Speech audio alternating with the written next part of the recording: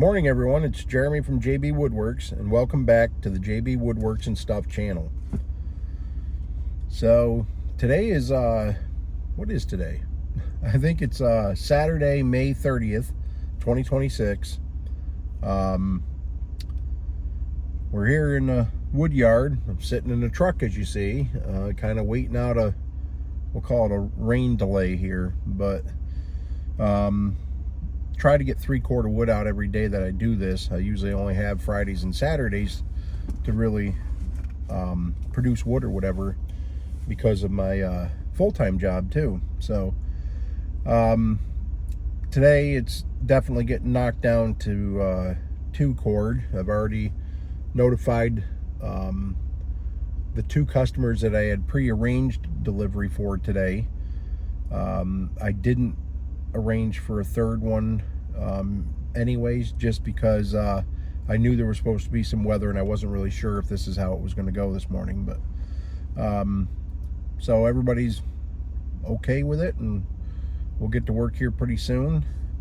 The rain's starting to wind down. It's supposed to end here within the next, I don't know, hour I guess, but I got to load the table with the excavator, so at least I'll be a little bit under cover for light rain or whatever. I should be fine, and by the time I'm done with that usually takes 20 minutes or so. We should be ready to produce some wood. But anyways, I thought I would take a minute to start a few minutes to start giving you a little background on me. So anyways, as you know, my name's Jeremy. So I'm from a small town in upstate New York in the foothills of the Adirondack Mountains, called Thurman.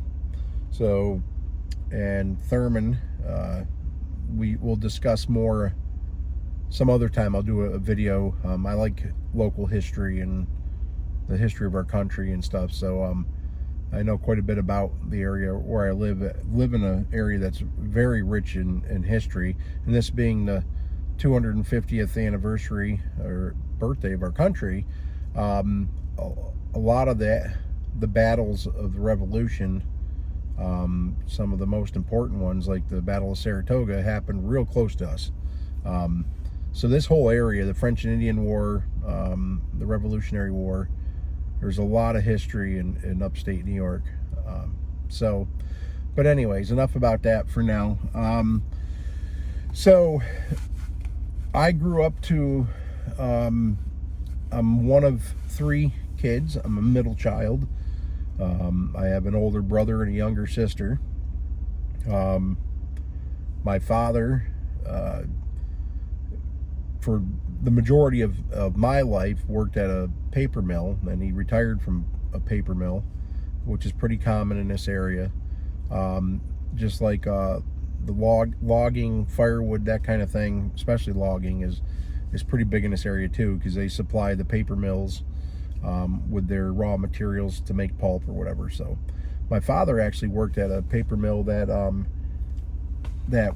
was a recycled mill. It took bales of old newspapers, magazines, books, whatever else that was being discarded, and they would use that as their raw material, add chemicals and stuff to bleach it out again and turn it back into pulp and make paper. But which was right across the river in South Glens Falls from a paper mill in Glens Falls that starts from raw wood material, logs or whatever, and that's where a lot of the material around here goes from the loggers. That, and there's another mill up in Ticonderoga, which is another big thing in history, Fort Ticonderoga and stuff, but there's a mill up there that gets a lot of wood supply from the local loggers.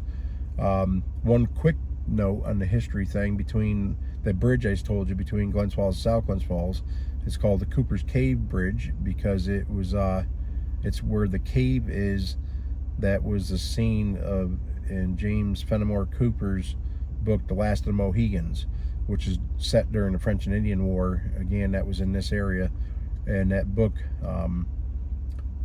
had that Cooper's Cave in there, and that's where the cave is.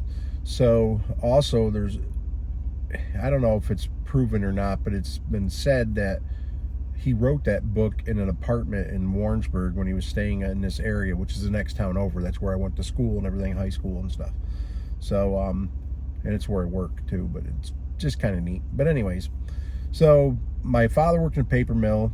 My mother was a maid for a local motel or hotel in Lake George, which is, again, this area that's famous in this area. Lake George is all the way back to those times, the French and Indian War, but it's also a huge tourist area for us around here. So it's only like 20 minutes from here.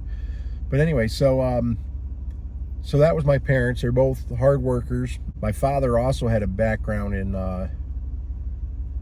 he went to school, in vocational school, to be a mechanic years ago, and then he also went, or actually it was for auto body, and then as an adult he went for mechanics, or vice versa. I don't remember for sure, but he was a damn good body man. He fabricated his own panels, everything else, and make, just good with collision repair and rust repair. And this was back in the 70s and 80s when the processes that they have today in that business are totally different, but just really skillful, and so, but anyways, where I ended up getting involved with wood is we always burned wood. And I know if you follow any of the other firewood channels, there's a couple of them out there that are bigger channels that they discuss all the time how most of their wood is sold for recreational purposes, camp wood and recreational burns, drinking wood they call it. So that's what Chris there from In the Woodyard calls it. But anyways, for me up in this area, it's very rural. I would say 90% plus of my customers use it to heat their homes all winter. So it's it's totally different than a more urban area. The county's kind of spread between a lot of rural area with small, relatively poor towns and people or whatever, and then you have certain communities like Lake George or Queensbury or Bolton Landing, which is on Lake George, that have tourists or whatever, and there's wealthy people that own places on the lake and all that stuff. So I've been doing firewood like with my father. I started with an axe, and he would cut and I would split. We both split, but I broke a lot of axe handles learning, and this was young, probably 10, 12 years old, and then from there on up. And when you get into something bigger that was harder to split, you would get a sledgehammer with a steel wedge. We didn't have split mauls, but you'd break it down with that and then use an axe to get it smaller if you need to or whatever. But we do a log truck load at least a year for the house. And it wasn't until I went to school, which I'll get into that in a minute, I left home to go to school or whatever, that my father bought a wood splitter from the local box store. I don't remember at the time, it might have been Lowe's or something. But anyways, when I asked him, I come home at Christmas and see a wood splitter, and he'd tell me about it and everything.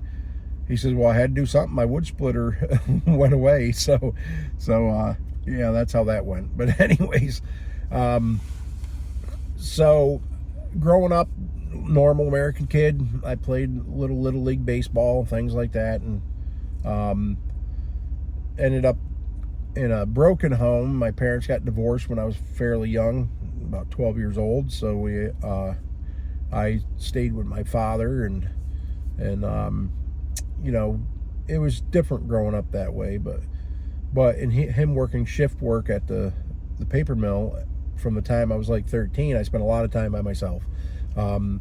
He worked rotating shifts, so every week it went to a different shift. So it was I could he could be gone in the morning when I get up to go to school, and I had to make sure I got myself up or whatever and went to school. Or it could be another shift where he's not home when I get home because he's working 3 to 11 shift. And sometimes when I was getting ready to go to bed, he was going to work and he wouldn't be there, and I have to get myself up in the morning to go to school or whatever. And it was especially hard in the winter because our house wasn't very heat efficient or anything. and we had a wood burning furnace, and the thing would, when it was below zero, and it was a lot back then, it would only last a couple hours, maybe 3 hours at a time. So I had to start setting alarm clocks in order to get up in the middle of the night and put wood in there, or else the house would be cold in the morning when Dad got home, and that usually didn't make him very happy after a long night of work. We'll just put it that way. So I broke several alarm clocks half asleep trying to get them to shut off or whatever, but it was pretty rough teen years for that stuff. But anyways, in high school I started kind of taking after my father. Well, we'll step back just for a second.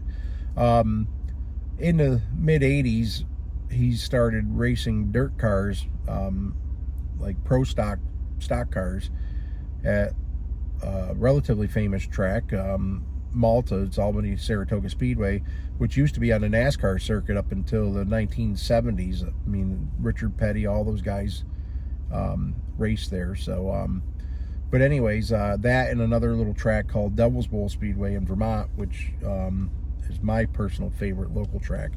But so he was doing that for a few years, and I was a kid, and a lot of times I sat in the stands by myself watching my father race or whatever, and he'd come over to the fence, when he wasn't out on the track, and just check in with me or whatever. But I loved the racing, and I loved cars, and got into mechanics basically. So in high school I ended up going to the local vocational school for my junior and senior year, and I excelled pretty good at that. I pick up things pretty quick, and just was pretty good working with my hands. And maybe some of that is genetics, because my grandfather was a handyman. He was actually the caretaker of a Girl Scout camp for years, and that's where my father grew up. Him and two brothers at a Girl Scout camp. I don't know how all that went, but anyways, they were working hard their whole lives, because they were helping my grandfather take care of the place, building cabins, all that stuff. But he could do just about everything. Built bridges, did all kinds of stuff. So and then my father, of course, being mechanic, kind of backyard mechanic, but body man, really good body man, did that professionally for a while. And just a jack of all trades, basically do a little of everything.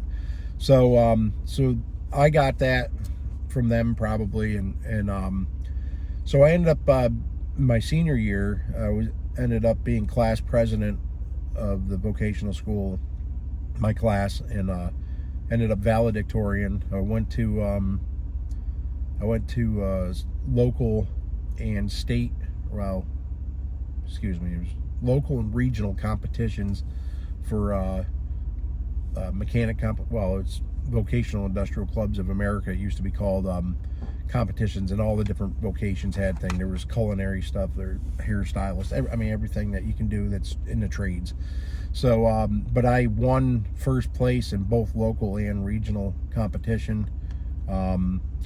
Never really got a chance to go to states, because they had already promised it to someone else. That still is a burn under my saddle, because I don't understand how I could win both and the other person didn't even place. But regardless, that's the way it went down. So but I did take a test for a scholarship test for Universal Technical Institute, and I also scored first in our area. It was a nationwide test, and I was in the top handful of people nationwide, and something like I was first at the place that I took it. But anyways, so I earned like a $3,000 scholarship towards school. So I ended up going to Universal Technical Institute in Houston, Texas.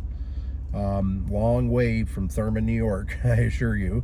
And that was a excellent experience. I worked at a couple tire shops when I was in school. Worked at a dealership doing detailing cars, and then I ended up working at a go-kart place. That was an awesome job. But anyways, graduated from there. My father flew down, first time he ever been on a plane, only time he's ever been on a plane, and we drove my 79 Chevy C10 lowered, hopped up Chevy pickup back from Texas. So I started working, this would be like 1997. I started working at a local shop in the town of Warrensburg as a mechanic.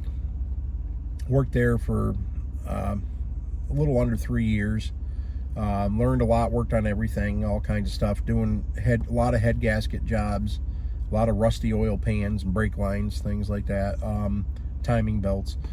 And I ended up moving to a Chrysler dealership in town.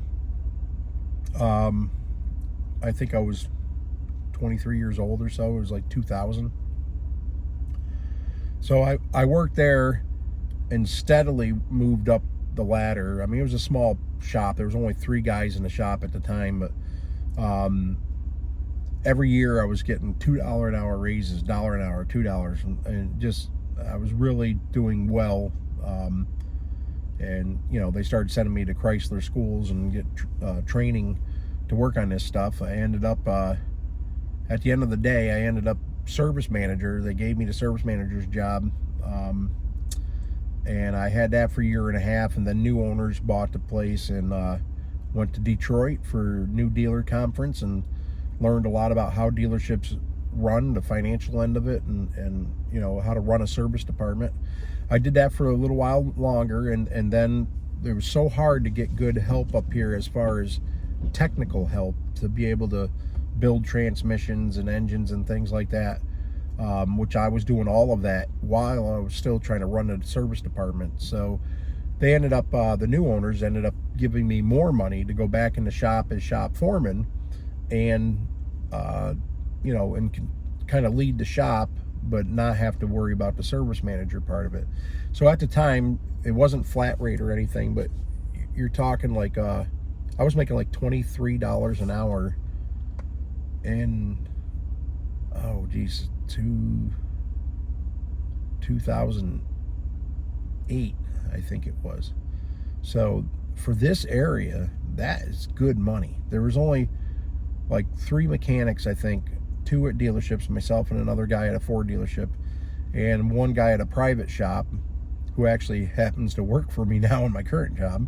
But anyways, that we're making over $20 an hour in our town. So that was pretty good, an accomplishment. But anyways, eventually I left there because I got an opportunity to go work for, well, before I go there, I'll say part-time I worked for the county as building maintenance mechanic at a local nursing home. I did that 3 to 11 shift full-time while I was working part-time at the dealership still. And after that got me in the state retirement system, which was a great move. But after a year and a half of doing 70-something hours a week and then finding out the nursing home was going to be sold, no longer be a state retirement type job, I went back to the dealership full-time.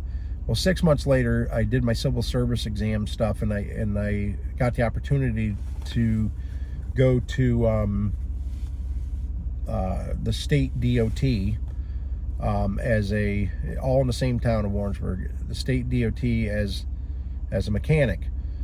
Well, they were having trouble finding a supervisor or whatever, so and there was some things they wanted to change in the shop or whatever, and they saw me as an opportunity to do that. So anyways, I basically walked out of the interview 2.5 hours later as acting supervisor, so head mechanic basically for New York State Department of Transportation. Now that was a shock. I never expected that, and really probably wasn't prepared for it because I never really worked on heavy equipment and stuff. I was pretty well established as a decent mechanic, but you know, the way I figured is if you have the ability, then you're gonna pick up things like that and do all right. So, and I did, but it was a struggle trying to learn a place, then learn a government job. There's a lot to government jobs. It's a lot different than the real world. I struggled with some of it, and certainly struggled sometimes in the supervision part of it, and personalities and things like that. That's the hardest part of management for sure. But anyways, I made it through all that, did okay, got to be making a pretty good living, which was great. But recently, about a year and a half ago, I got an opportunity to go for an interview back at the county at the Department of Public Works as a fleet manager position. Well, interview went pretty well. I ended up getting the position. So now I am the fleet manager for the county Department of Public Works. I'm basically responsible for all the purchasing of the equipment they use, from chainsaws to excavators and dump trucks, everything. I have a shop with 6 mechanics, a body man, a welder, a parts guy, and an assistant that pretty much runs the shop, the day-to-day stuff. It's nice for me because I'm no longer wrenching and trying to run the shop. That was difficult at DOT, to say the least. Plus, DOT is a tough job. You have to you're pretty much owned all winter long because you're mandatory overtime for storm coverages and all this other stuff, where I don't really have to do any of that now, and I don't have to work on this stuff. I don't even have to come in for a storm. I just call in guys, and they're volunteer too. They're not forced to. So it's a much better, easier going place to, to work or whatever for that. But enough about all that. That brings us to today. That's where I'm at. Have a good paying job, good benefits. My wife is the office manager at New York State DOT. She was not there when I got there. We met or whatever, and I helped get her foot in the door, and she's just run away with it. I mean, she's doing really well with her job. She's now the office manager, like I said. So good job, good insurance, good benefits, retirement. So it's not bad. So the whole firewood thing, I've been doing this for with an LLC for since 2012. But it could never really grow that much because I had a box store splitter. I didn't really have the time, especially working at DOT. You don't have the time, because you could just have to be forced to come to work. There's no way I could do what I'm doing now if I still worked there. But I still appreciate and have a lot of respect for the guys that work there. And and if it wasn't for that place, I wouldn't have got the experience, fleet experience and management experience, to be able to go become the manager that I am now for the county. So anyways, last summer I bought an Easton made 1222 splitter and conveyor. It's a beast of a machine. Andrew Easton does a heck of a job with his company, and he works very hard at trying to build quality products and take care of people. He's been good to me, and I like the fact that we've been able to meet a couple times. We'll probably see each other again. Boonville, New York, there's a Woodsman show. I think it's like the 3rd Friday or Saturday or Sunday or something in August.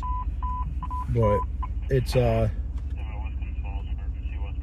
excuse my radios, but I'll get into more on that at some point too. But anyway, so no, Andrew's been very good, and I look forward to working with him more in the future. I'm eyeing a processor, but that's way down the road. I can't do it anytime soon. So I got this 1222 last year, and as soon as I started producing wood with it, I built a bucking table, did a little research online, watched a lot of YouTube videos, built a bucking table, and this setup you guys have seen on my videos. I'm producing a full cord of wood by myself at 49 years old in less than 2 hours. So around 2 hours. I think that's pretty damn good. So considering my box store splitter and stuff, it probably used to take me, I don't know, 6 hours to do a cord of wood or whatever. So I couldn't be happier. And the machine has shown me the potential of what I could produce. So I think this calendar year, we're only at the end of May, and I'm up to 150. By the end of the day today, I'll be like 154 full cord of wood, green wood, that I've processed and sold. That's pretty impressive part-time. I only do this typically, we'll say maybe total with all the cleanup and everything, not just producing the wood, maybe 20 to 25 hours a week. So it's not terrible. But it has great potential. I want it to grow, and I've decided that I want it to be my early retirement gig, hopefully. So the goal is to get this doing well over the next 6 to 9 years. I don't know. Which would put me in the 55 to 58 range to be able to hopefully step away from my job, even though it pays very well, but not be tied to that and be able to work for myself. And, you know, enjoy a little bit more of life, because we only get so much of it. But anyways, the sun is starting to come out. I think I'm going to end this here for now. There's more stuff I'll get into, a couple of the other things I'm involved in and things like that. Please comment. I'll answer questions, whatever you'd like. Tell me what you do for a living. I mean, how long you been in the firewood business, if you're in it or whatever. But please subscribe to my channel. I'm trying to grow the channel. I've been getting some exposure. Andrew at Easton Made he's wearing a hat of mine in his videos now that I gave him at a wood show early in the month. And you know, he's been following my channel a little bit. I'm very small at this point, but I thank him for him following along. But please like, subscribe, follow, all those other good things, and please drop a comment and see what's going on, and ask questions or whatever, and I'll address them in the next video. Thank you very much. Have a great day. Bye.